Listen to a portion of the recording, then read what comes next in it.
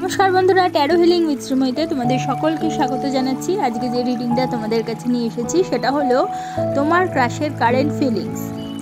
এখানে প্রথমে কার্ডগুলোকে ভালো করে সাফলিং করে নিচ্ছি, তারপরে আমি স্প্রেড করব, আর সেখান থেকে আমি দুটো কার্ড তুলে নেব। দুটো কার্ডের ওপর বেস করে তোমার ক্রাশের কারেন্ট ফিলিংস বোঝার চেষ্টা করছি। বাকি কার্ডগুলোকে আমি এক জায়গা করে পাশে সরিয়ে রাখলাম।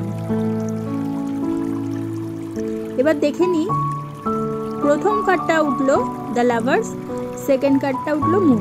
এখানে দেখো বন্ধুরা, যে দুটো কার্ড উঠেছে সম্পূর্ণ কিন্তু বিপরীত, অর্থাৎ বিপরীত অর্থ ইন্ডিকেট করছে।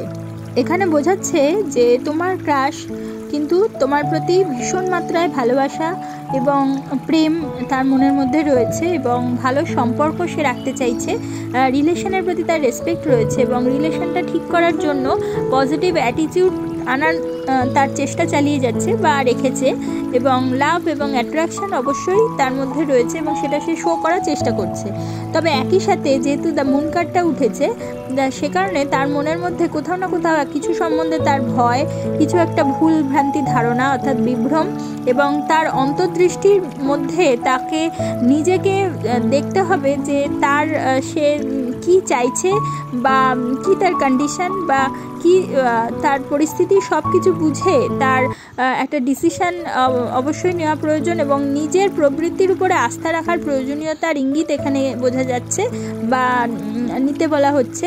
এখানে এটি তোমার পার্টনারের তার অবচেতন মনের গভীরে প্রবেশ করার পর ভালোবাসা সম্বন্ধে তার বর্তমানে যে আত্মোপলব্ধি হচ্ছে সেই সত্যকে উন্মোচন করছে।